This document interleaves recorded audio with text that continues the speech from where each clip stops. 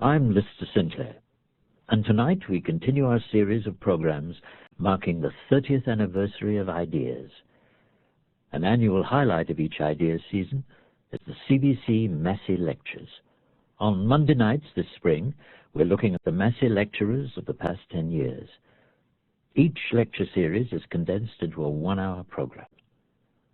Tonight, we'll hear the Massey lectures of 1988. Here's how I introduced them. On Ideas, the 1988 Massey lectures about media, propaganda, and democracy, given by Noam Chomsky, Institute Professor in the Departments of Philosophy and Linguistics at the Massachusetts Institute of Technology in Boston. Professor Chomsky is an internationally renowned scholar, the leading theorist in the field of structural linguistics, and the author of some 30 books, both technical books in the field of linguistics and books addressed to a general audience, which examine political issues, focusing especially on the place of the United States in international affairs. He is particularly concerned with what Americans find out through their mass media, more properly called, in Professor Chomsky's view, the elite media. His approach to this question involves a massive amount of research. His books are noted for the mountain of data they contain. Throughout his work, Professor Chomsky has based his conclusions on a close analysis of specific cases, but his real interest is in the larger issues that the specific cases point to. What are the enduring institutional characteristics of our media system, the system we call the free press, and how do those characteristics affect what we think we know? The philosopher and theologian Reinhold Niebuhr concluded that ordinary people were hardly capable of understanding the world or drawing reasonable conclusions without being subjected to a set of what he called necessary illusions, what we'd call propaganda, constructed by the intellectual elites. The system for managing this has turned out to be the mass media. The title of the 1988 Massey Lectures is Necessary Illusions. Noam Chomsky. Let me begin with a report in a church-based Latin American journal, datelined Sao Paulo, Brazil. The headline reads, Brazilian Bishops Support Plan to Democratize Media. The report describes a proposal, which is now being debated in the Brazilian Constituent Assembly, that would open up Brazil's powerful and highly concentrated media to citizen participation. The concept of democratizing the media has no real meaning within the terms of political discourse in the United States. In fact, the phrase has a paradoxical or even vaguely subversive ring to it. Citizen participation would be considered an infringement on freedom of the press. It would be considered a blow struck against the independence of the media that would distort the mission that they have undertaken to inform the public without fear or favor. Now, that reaction merits some thought. Underlying it are beliefs as to how the media do function, and also as to how they should function within our democratic systems. There are also certain implicit conceptions of the nature of democracy. Let's have a look at these topics in turn. The standard image of media performance was expressed by Judge Gerfein in a decision in which he rejected efforts by the U.S. government to bar publication of the Pentagon Papers.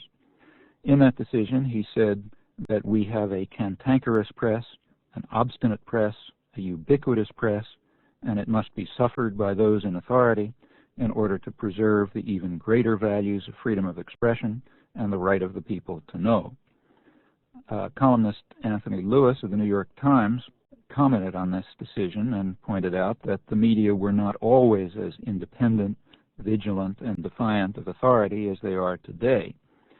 But, he says, in the Vietnam and Watergate eras, the media learned to exercise the power to root about in our national life, exposing what they deem right for exposure without regard to external pressures.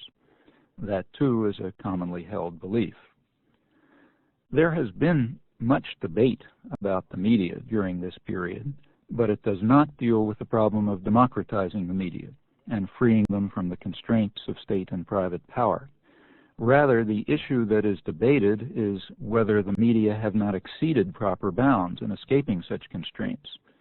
The question is whether they have perhaps even threatened the existence of democratic institutions in their contentious and irresponsible defiance of authority. There was an important study on these topics by the Trilateral Commission in 1975.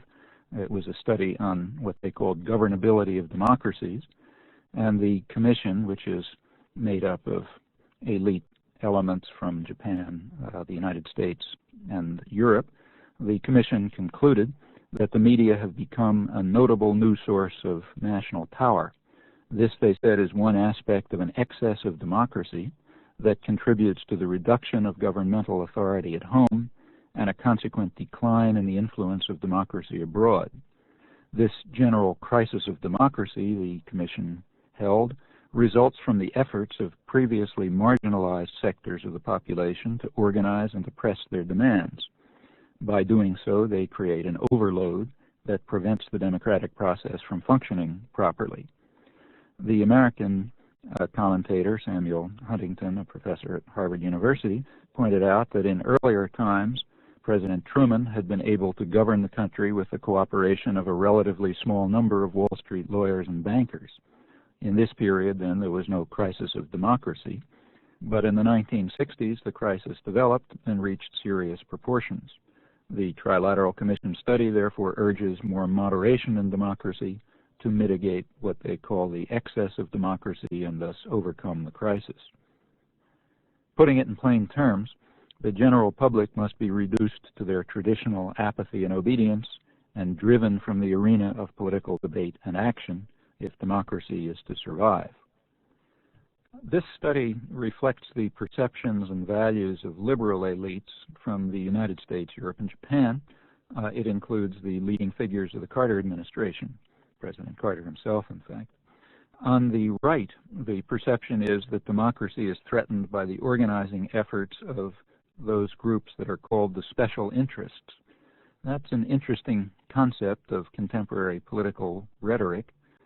It refers to workers, farmers, women, youth, the elderly, the handicapped, ethnic minorities, in fact, to the general population. One should not be misled by Reagan's landslide electoral victories. In fact, Reagan won the votes of under a third of the electorate, and of the voters, a clear majority hoped that his legislative programs would not be enacted. Meanwhile, half the population continue to hold that the government is run by a few big interests looking out for themselves, as polls regularly show. The Reagan phenomena, in fact, may offer a kind of foretaste of where capitalist democracies are moving in general, with a number of crucial features: the elimination of labor unions, of independent media, of political associations, and more generally the elimination of forms of popular organization that interfere with domination of the state by concentrated private power. Well, let's return to the media, which are charged with having fanned the ominous flames of excess of democracy. The Trilateral Commission concludes, I'm now quoting them, that broader interests of society and government require that if journalists do not impose standards of professionalism upon themselves, then the alternative could well be regulation by the government to the end of restoring a balance between government and media. Two kinds of questions arise in connection with these vigorous debates about the media and democracy. The first are questions of fact, the second are questions of value. The basic question of fact is whether the media have indeed adopted an adversarial stance, perhaps with excessive zeal, whether in particular they undermine the defense of freedom in wartime and threaten free institutions by flagellating ourselves and those in power. If that turns out to be true as a matter of fact, we may then ask a further question: would it be proper to impose some external constraints to ensure that the media keep to the bounds of responsibility? Now, the question of fact, which is of course fundamental, is rarely argued. The case is assumed to have been proven. There are some, however, who have argued that the factual premises are simply false. Let's begin with the broadest claims. Let's have a look at the functioning of the so-called free market of ideas. There's an interesting study by Benjamin Ginsberg of the mobilization of popular opinion to promote state power, and after reviewing many features of this, he concludes that, I'm now quoting Ginsberg, he concludes that the marketplace of ideas built during the 19th and 20th centuries effectively disseminates the beliefs and ideas of the upper classes while subverting the ideological and cultural independence of the lower classes. Through the construction of this marketplace, Western governments forged firm and enduring links between socioeconomic position and ideological power. They've therefore permitted upper classes to use each to buttress the other.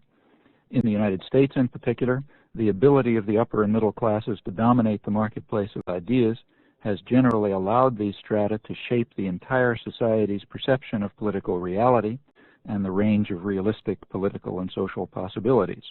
While Westerners usually equate the marketplace with freedom of opinion, the hidden hand of the market can be almost as potent an instrument of control as the iron fist of the state. Now, these conclusions have some initial plausibility on guided free market assumptions that are not particularly controversial. Segments of the media that can reach a substantial audience are major corporations, closely integrated with even larger conglomerates. Like other businesses, they sell a product to buyers. The market to which they sell is advertisers, and the product is audiences, with a bias towards more wealthy audiences, which improve advertising rates. So in effect, the media are major corporations selling privileged audiences to other businesses. It would hardly come as a surprise if the picture of the world they present were to reflect the perspectives and the interests of the sellers, the buyers, and the product.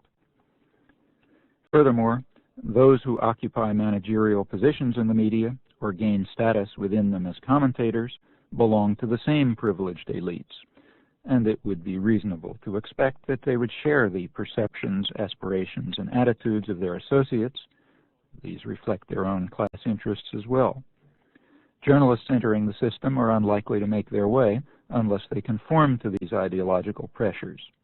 Generally, they conform by internalizing the values. It's not easy to say one thing and believe another, and those who fail to conform will tend to be weeded out by familiar mechanisms. There are many other factors that induce the media to conform to the requirements of the state-corporate nexus. To confront power is costly and difficult. High standards of evidence and argument are imposed, and critical analysis will naturally not be welcomed by those who are in a position to react vigorously and to determine the array of rewards and punishments. Conformity to a patriotic agenda, in contrast, imposes no such costs. Charges against official enemies barely require substantiation. No argument is demanded for a condemnation of Iran or Libya for state-supported terrorism. Discussion of the prominent, arguably the dominant role of the United States and its clients in organizing and conducting this plague of the modern era, that elicits only horror and contempt, and evidence, however compelling, is dismissed as irrelevant. As a matter of course, the media and the intellectual journals either praise the United States for dedicating itself to the struggle for democracy in Nicaragua, or they criticize it for the means it has employed to pursue this laudable objective. A challenge to the underlying patriotic assumption is virtually unthinkable within the mainstream, and if such a challenge were permitted expression, it would be dismissed as a variety of ideological fanaticism and absurdity, even if it were backed by overwhelming evidence. Not a very difficult task in this case. Case by case, we find that conformity is the easy way. It's a path to privilege and prestige. Dissidence carries personal costs. These costs may be severe, even in a society that lacks such means of control as death squads, psychiatric prisons, or extermination camps. The very structure of the media is designed to induce conformity to established doctrine. In a 3-minute stretch between commercials, or in 700 words, it's impossible to present unfamiliar thoughts or surprising conclusions with the argument and the evidence that's needed to give them some credibility. Journalists often meet a high standard of professionalism in their work. They exhibit courage, integrity, and enterprise, and this includes many of those who report for media that adhere closely to the predictions of the propaganda model. There's no contradiction here. What is at issue is not the honesty of the opinions expressed or the integrity of those who seek the facts. Rather, what is at issue is the choice of topics, the range of opinion permitted expression, the unquestioned premises, and the general framework that's imposed for the presentation of a certain view of the world. In accordance with these conceptions, there's no infringement on democracy if a few corporations control the information system. In fact, that is the essence of democracy. In the annals of the American Academy of Political and Social Science, a prestigious U.S. journal, the leading figure of the public relations industry, Edward Bernays, explained back in the 1940s that the very essence of the democratic process is the freedom to persuade and suggest, what he calls the engineering of consent. He goes on to say, a leader frequently cannot wait for the people to arrive at even general understanding. Democratic leaders must play their part in engineering consent to socially constructive goals and values. If the freedom to persuade happens to be concentrated in a few hands, as it obviously is, we must recognize that that's the nature of a free society. Similar ideas are standard across the political spectrum. The dean of U.S. journalists, Walter Lippmann, observed that what he called the manufacture of consent has become, quote, a self-conscious art and a regular organ of popular government. He felt that this was quite appropriate because, in his words, the common interests very largely elude public opinion entirely and can be managed only by a specialized class whose personal interests reach beyond the locality.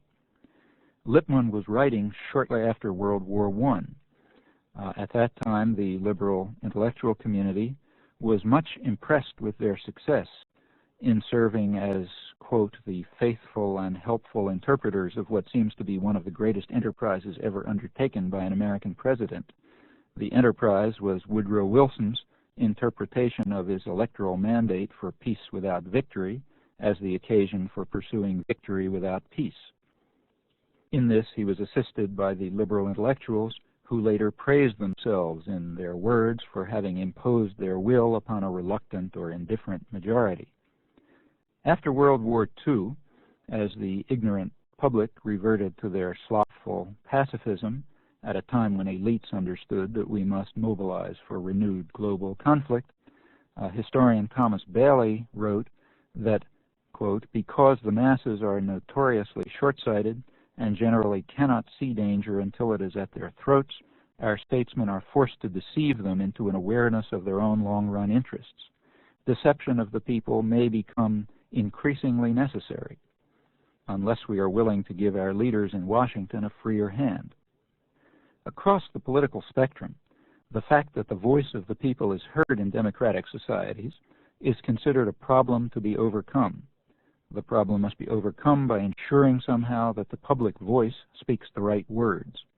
The general conception is that leaders control us, not that we control them. If the population is out of control and propaganda doesn't work, then the state is forced underground to clandestine operations and secret wars. In the dependencies, we may turn to violence to restore democracy. At home, more subtle means are required. The manufacture of consent, deceiving the stupid masses with necessary illusions, covert operations, while the media and Congress pretend not to see until it all becomes too obvious to be suppressed. At that point, we shift to the phase of damage control to ensure that public attention is diverted to overzealous patriots or personality defects of leaders who have strayed from our noble commitments. The task of the free press in such circumstances is to take the proceedings seriously and to describe them as a tribute to the soundness of our self-correcting institutions. Internationally acclaimed linguist and political activist Noam Chomsky from the 1988 CVC Massey Lectures. The title of the lectures is Necessary Illusions, Thought Control in Democratic Societies.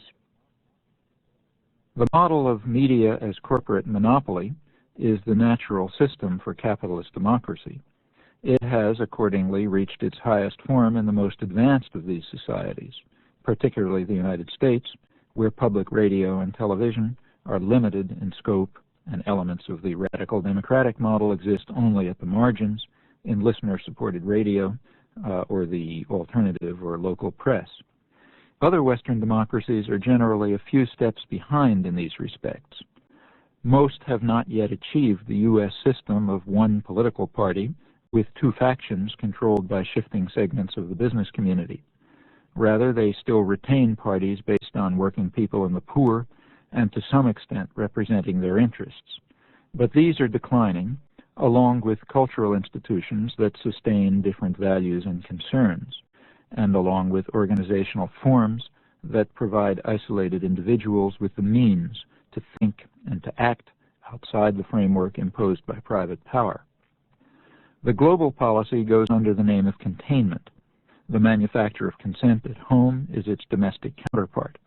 The two policies are, in fact, closely intertwined, since the domestic population must be mobilized to pay the costs of containment, and these costs may be severe, both material and moral costs. The rhetoric of containment is designed to give a defensive cast to the project of global management, and it therefore serves as part of the domestic system of thought control. It's rather remarkable that the terminology is so easily adopted given the questions that it begs. The underlying assumption is that there's a stable international order that the United States must defend. The general contours of this international order were developed by U.S. planners during and after World War II. They recognized the extraordinary scale of U.S. power, and they proposed to construct a global system that the United States would dominate and within which U.S. business interests would thrive. As much of the world as possible was to constitute what they called a grand area, and that grand area would be subordinated to the needs of the American economy. Within the grand area, other capitalist societies would be encouraged to develop, but without the kinds of protective devices that would interfere with U.S. prerogatives. In particular, only the United States would be permitted to dominate regional systems. The United States moved to take effective control over world energy production, and it organized a world system in which the various components would fulfill their functions within the overall framework of order managed by the United States, as Henry Kissinger was later to explain. Establishment of grand area principles abroad and necessary illusions at home does not simply await the hidden hand of the market. At home, the state has often employed force to curb dissent, and there have been regular campaigns by business to control the public mind and suppress challenges to private power when implicit controls do not suffice. The ideology of anti-communism has generally served this purpose since World War I. In earlier years, we were defending ourselves from other evil forces, the Huns, the British, the Spanish, the Mexicans, the Canadian Papists, and the merciless Indian savages, as they're called in the Declaration of Independence. But since the Bolshevik Revolution, and particularly in the era of bipolar world power that emerged from the ashes of World War II, a more credible enemy has been the monolithic and ruthless conspiracy that seeks to subvert our noble endeavors, in John F. Kennedy's phrase, Ronald Reagan's evil empire. Operations of domestic thought control are commonly undertaken in the wake of wars and other crises. The reason is that these tend to encourage the so-called crisis of democracy, that is, the persistent fear of privileged elites, and that requires measures to reverse the thrust of popular democracy that threatens established power. Wilson's Red Scare served the purpose after World War I, and the pattern was reenacted when World War II ended. The Vietnam War and the popular movements of the 1960s elicited similar concerns. The inhabitants of enemy territory at home had to be controlled and suppressed so as to restore the ability of U.S. corporations to compete in the more diverse world market by reducing real wages and welfare benefits and weakening working-class organization. Young people in particular had to be convinced that they must be concerned only for themselves, that they must share in a culture of narcissism. Other newly mobilized sectors of the special interests also had to be restrained or dissolved. These tasks sometimes required a degree of force, as we learn from the programs of the FBI, to undermine the ethnic movements and the other elements of the rising dissident culture by instigating violence or sometimes the direct exercise of violence and by other means of intimidation and harassment. Another task was to overcome the dread Vietnam syndrome that impeded the resort to forceful means to control the dependencies. Commentary editor Norman Podhoretz explained that the task was to overcome what he called the sickly inhibitions against the use of military force that developed in revulsion against the Indochina wars. This problem was resolved, he hoped, in the glorious conquest of Grenada, when 6,000 elite troops succeeded in overcoming the resistance of several dozen Cubans and some Grenadian militiamen, winning 8,000 medals of honor for their prowess. The mechanisms by which a more satisfactory version of history was established have been reviewed elsewhere, but a few words are in order as to their remarkable success. By 1977, President Jimmy Carter was able to explain in a news conference that we have no need to apologize or to castigate ourselves or to assume the status of culpability, and we do not owe a debt. The reason, he said, is because our intentions were to defend the freedom of the South Vietnamese and because the destruction was mutual. That pronouncement passed without comment to my knowledge, apparently being considered as quite reasonable. It is beyond imagining in responsible circles that the United States might have some culpability for mass slaughter and for leaving 3 countries in ruins, or owe some debt to the millions of maimed and orphaned, or to the peasants who still die from exploding ordnance left from the U.S. assault. Meanwhile, the Pentagon, when asked whether there's any way to remove the hundreds of thousands of anti-personnel bomblets that kill children today in such areas as the Plain of Chars in Laos, comments helpfully that people should not live in these areas. They know the problem. The situation is quite different with regard to Afghanistan. In that case, press headlines read, "Mines put Afghans in peril on return. U.S. rebukes Soviets on Afghan mine clearing." The difference is that these are Soviet mines, so it's only natural for the United States to call for an international effort to provide the refugees with training and equipment to destroy or dismantle them, and to denounce the Russians for their lack of cooperation in this worthy endeavor. The press responds with the usual selective humanitarian zeal. Throughout the period of U.S. global hegemony, there has been no hesitation to resort to force if the welfare of U.S. elites is threatened by what top-level planning documents describe as the threat of nationalistic regimes that are responsive to popular demands, I'm quoting, for improvement in the low living standards of the masses and production for domestic needs, and that seek to control their own resources. To counter such threats, the top-secret planning documents explain, the U.S. must encourage a political and economic climate conducive to private investment of both foreign and domestic capital. The means, it is frankly explained, must ultimately be force, because such policies somehow fail to gain much popular support and are constantly threatened by what are called subversive forces. If the media are to serve their societal purpose, such matters as these must be beyond the pale, remote from public awareness, and the massive evidence provided by the documentary record and evolving history must be consigned to dusty archives or marginal publications.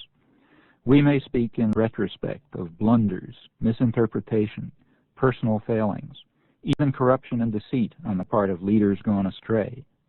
But the study of institutions and how they function must be scrupulously ignored apart from fringe elements or a relatively obscure scholarly literature.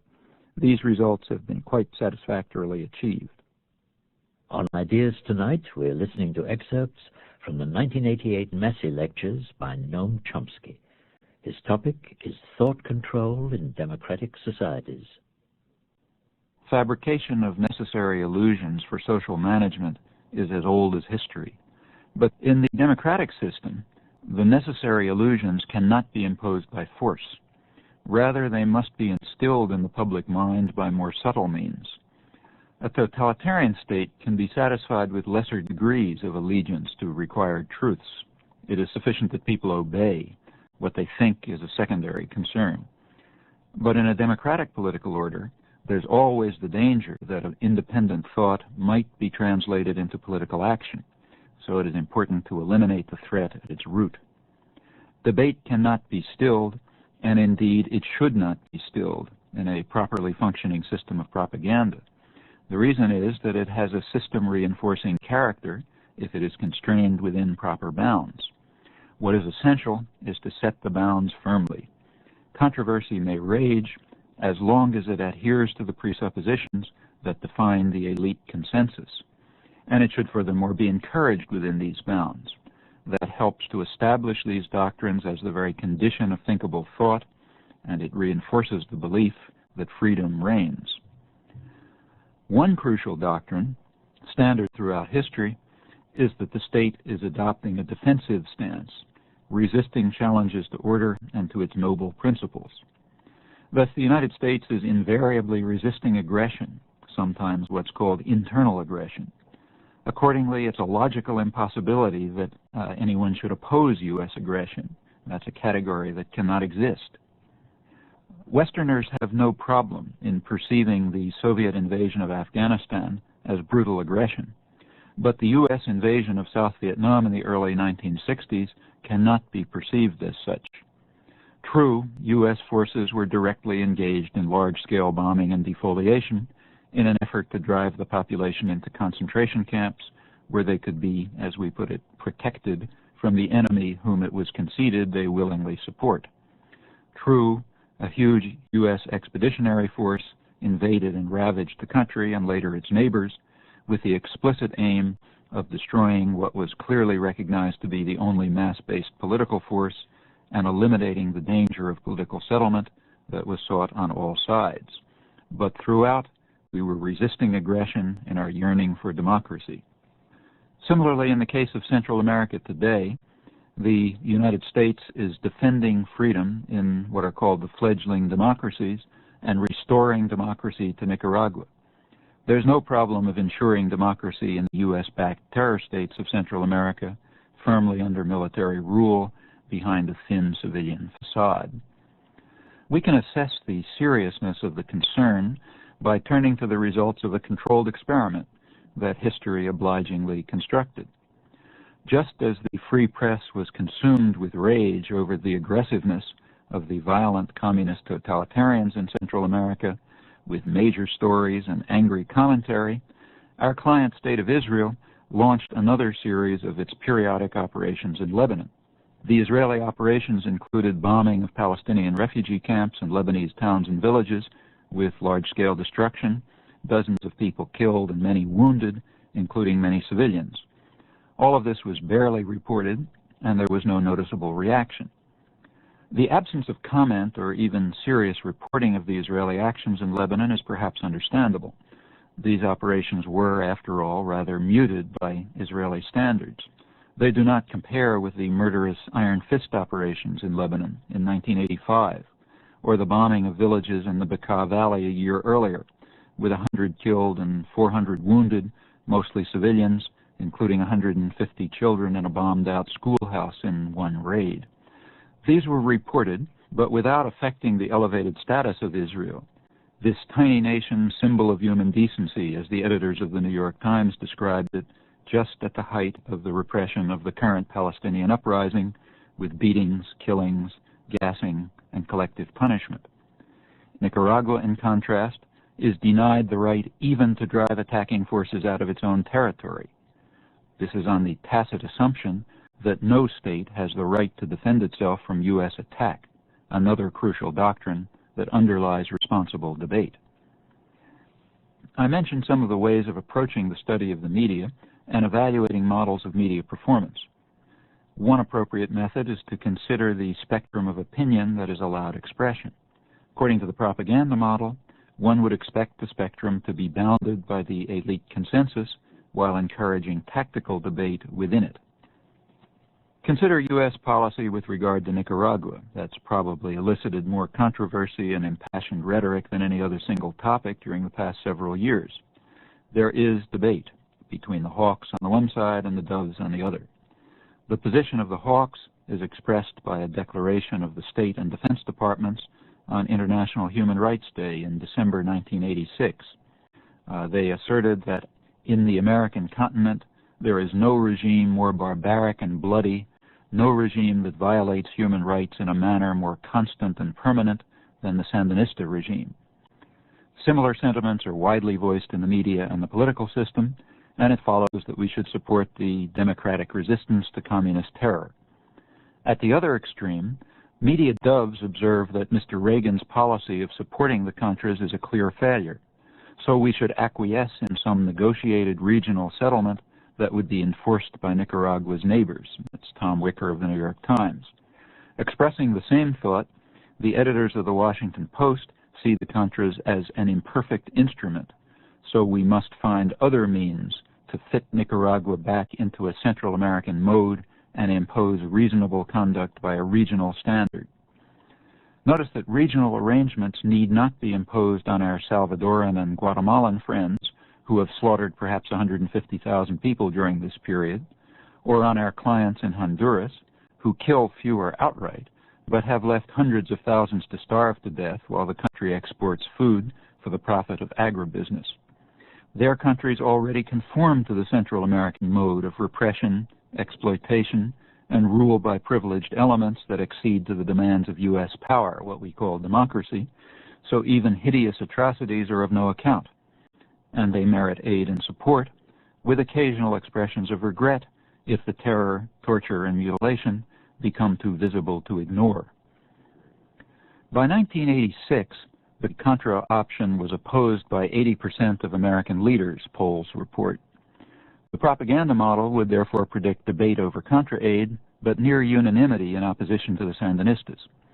To test the hypothesis, consider the period of maximum intensity of debate over Nicaragua policy, the first 3 months of 1986, when attention was focused on the issue of Contra aid.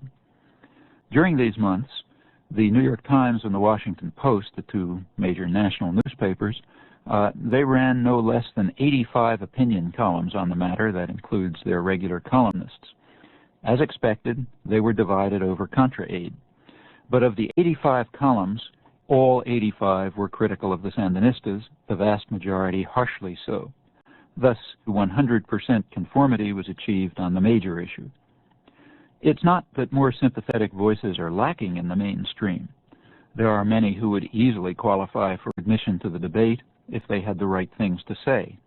This includes Latin American scholars whose opinion pieces are regularly rejected by the press, or the charitable development agency Oxfam, with long experience in the region, which found Nicaragua's record to be exceptional among the 76 developing countries in which it works, in the commitment of the political leadership to improving the condition of the people and encouraging their active participation in the development process. Like Arevalo and Arbenz in Guatemala, Allende in Chile, and many others, Nicaragua was perceived as a rotten apple that might infect the barrel, a virus that might infect others, a cancer that might spread. This is the terminology that is constantly used by planners when they contemplate the dread prospect of independent development geared to domestic needs. The real fear was expressed by Secretary of State Schultz in March 1986. He warned that if the Sandinistas succeed in consolidating their power, then all the countries in Latin America, who all face serious internal economic problems, will see radical forces emboldened to exploit these problems. His words. It is therefore necessary to destroy the virus and inoculate the surrounding regions by terror. That's a persistent feature of U.S. foreign policy, but these truths, too, lie far beyond expression in the media. That was Noam Chomsky, professor of linguistics and philosophy at the Massachusetts Institute of Technology. The title of his 1988 Massey Lectures is Necessary Illusions, Thought Control in Democratic Societies. Many of our prominent newspapers have become almost agents or adjuncts of the government. They do not contest or even raise questions about government policy. This is Senator William Fulbright speaking in the United States Senate hearings on government and the media in 1966. These remarks are not precisely accurate. The media do contest and raise questions about government policy, but almost exclusively within the framework determined by the essentially shared interests of state and corporate power. Discussion outside these boundaries is rare, and it's the goals themselves that remain beyond challenge or even awareness. Most of the 181 New York Times stories on Nicaragua came from Washington, and they presented Reagan administration doctrine without challenge or analysis, including the laments about freedom fighters forced to fight with only boots and bandages against advanced Soviet armaments and Cuban-piloted helicopters, brutal repression in what George Shultz called this cancer right here on our landmass, Cuban troops swarming the streets of Managua by the scores in this terrorism sanctuary 2 days' drive from Texas, a second Libya, and so on, through the familiar litany of misrepresentation and outright lies. In the news columns, the Times tacitly accepted the Reaganite views, seeking out no others, thus contributing to a drastic narrowing for public debate. 4 times in the 181 stories, the Nicaraguan embassy was given a buried line or two, and in a few stories, the reporter added a background balance line. First priority in news reporting was given to the U.S. government. Ranking second were the U.S. proxy forces, the Contras. There were extensive reports of the concern of the Businessmen's Association, COSEP, harassment of the U.S.-funded journal La Prensa, and other abuses. With regard to Nicaragua, the typical pattern of media coverage was for the U.S. government propaganda services to concoct some charge, which the media would then prominently and uncritically relay. Occasionally, when the charges were seen to be outlandish, there might be a mild disclaimer on the inside pages. Often the charges persisted, even when acknowledged to be groundless or even sheer fabrication. The disgrace of the free press could hardly be more dramatic. It is worth stressing that far more is at issue here than dereliction of duty, incompetence, or service to power. The protection afforded state terrorists in the fledgling democracies provides a veil behind which they can pursue their atrocities with crucial U.S. support, while the indignant focus on far lesser abuses in Nicaragua has facilitated the Reagan programs of terror and economic warfare that reversed social and economic progress in Nicaragua and reduced the economy to ruins. The media were thus accomplices in an extraordinary outburst of violence and repression. Jack Spence observes that the obviously relevant pending World Court decision was not mentioned in the 171 New York Times news stories that preceded the World Court decision itself. The decision was on June 27, 1986.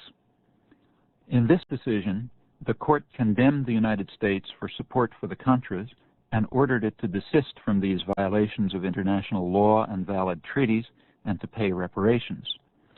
The decision was reported, but it was dismissed as a minor annoyance.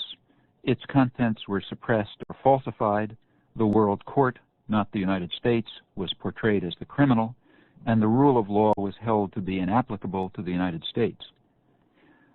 Congress reacted by voting $100 million of military aid to implement what the court had called the unlawful use of force, while government officials commented happily that this is for real, this is a real war.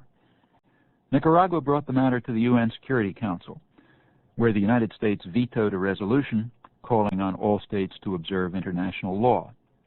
Nicaragua then turned to the General Assembly of the United Nations, which passed a resolution 94-3 calling for compliance with the World Court ruling. 2 client states, Israel and El Salvador, joined the United States in opposition. The Security Council vote merited a brief note in the New York Times, the newspaper of record, but the General Assembly endorsement of it passed unmentioned. The Times UN correspondent preferred a story that day on overly high UN salaries. In November 1987, a year later, the General Assembly again called for full and immediate compliance with the World Court decision. This time, only Israel joined with the United States in opposing adherence to international law. This was not reported by the New York Times, the Washington Post, or the 3 TV networks. The reaction of the U.S. government and the media to world opinion merits further comment. The same UN session provides a number of interesting examples. While all attention was focused on the Washington Summit in December 1987 and the INF Treaty, the UN voted on a series of disarmament resolutions. The General Assembly voted 154-1 with no abstentions, opposing the buildup of weapons in outer space. That resolution was clearly aimed at Reagan's Star Wars. It voted 135-1 against developing new weapons of mass destruction. In both cases, the United States was alone in opposition. The United States was joined by France in opposing a resolution passed 143-2, calling for a comprehensive test ban treaty. All of these votes were unreported and unmentioned in the New York Times review that was headlined "Setbacks to U.S. and Soviet at the United Nations." If the enemies of democracy are not communists, then they're terrorists. Still better, communist terrorists, or terrorists supported by international communism. The rise and decline of international terrorism in the 1980s provides much insight into the utility of interpretations. The Reagan administration deserves the credit for focusing attention on what Ronald Reagan and George Shultz call the evil scourge of terrorism, a plague spread by depraved opponents of civilization itself in a return to barbarism in the modern age. From its first days, the Reagan administration proclaimed that international terrorism would replace Carter's human rights crusade as the soul of our foreign policy. By 1985, terrorism in the Mideast Mediterranean region was selected as the top story of the year in an AP poll of editors and broadcasters, and concern reached a fever pitch in subsequent months. The U.S. bombing of Libya in April 1986 largely tamed the monster, and in the following years, the plague subsided to more manageable proportions as the Soviet Union and its clients retreated in the face of American courage and determination. This is the story according to the preferred account. In fact, the rise and decline of the plague has little relation to anything happening in the world, with one exception.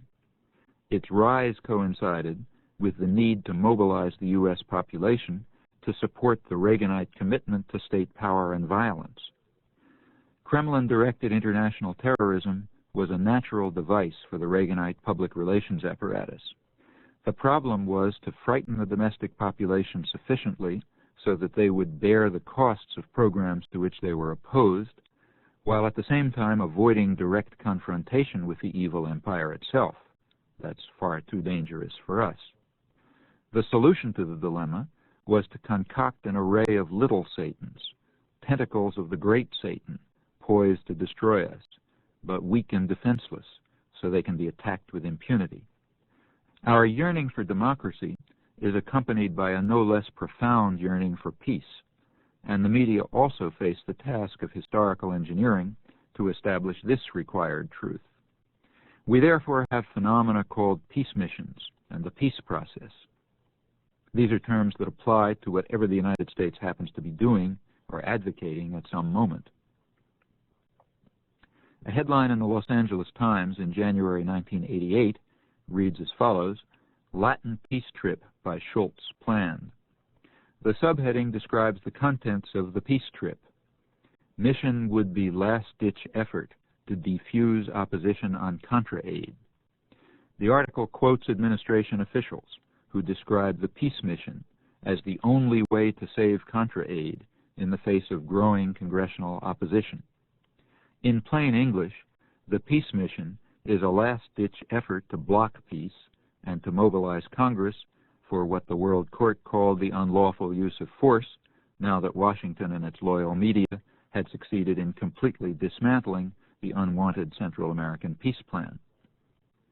The Los Angeles Times described these renewed administration efforts to build support for the resumption of U.S. military aid to Nicaragua's Contras under the headline, "Schultz will try to revive Latin peace process."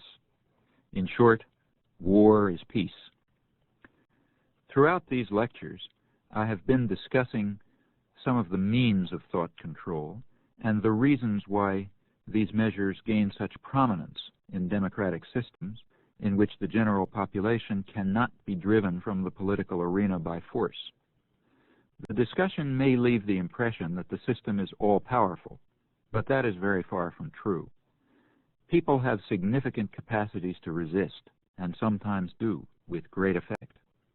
Take the case of the Western-backed slaughter in Timor. The media suppressed the terrible events and the complicity of their own governments, but the story nevertheless did finally break through, reaching segments of the public and even Congress. This was the achievement of a few dedicated young people, literally about half a dozen, people whose names will not be known to history, as is generally true of significant actors who have changed the world. Their efforts did not bring an end to the Indonesian terror or the Western support for it, but these efforts did mitigate the violence. Finally, as a result of their work, the Red Cross was allowed limited access, and in this and other ways, tens of thousands of lives were saved. There are very few people in the world who can claim to have achieved so much of human consequence, and the same is true of many other cases. The United States is a much more civilized and decent place than it was 25 years ago.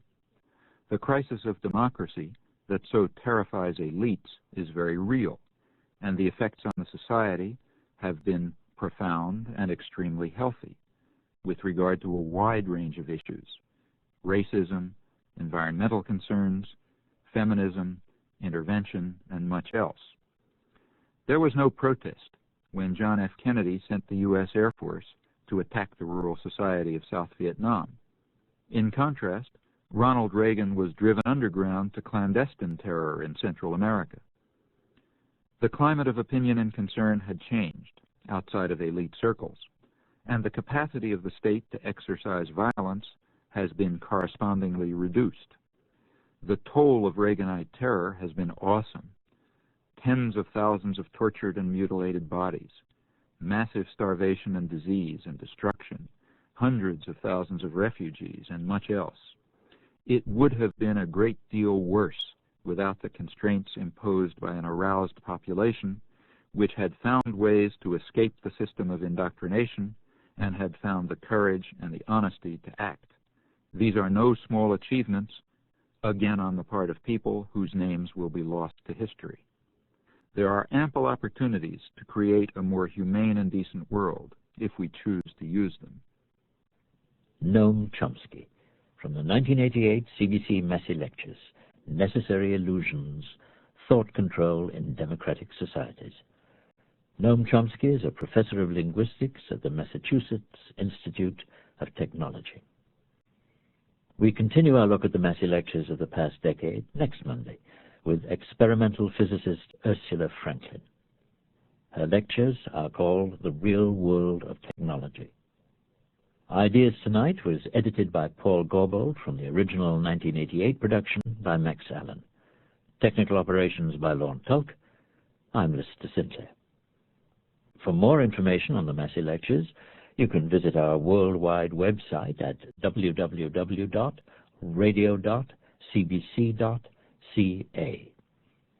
Our email address is ideas@toronto.cbc.ca, or you can write to us at Box 500, Station A, Toronto M5W1EC.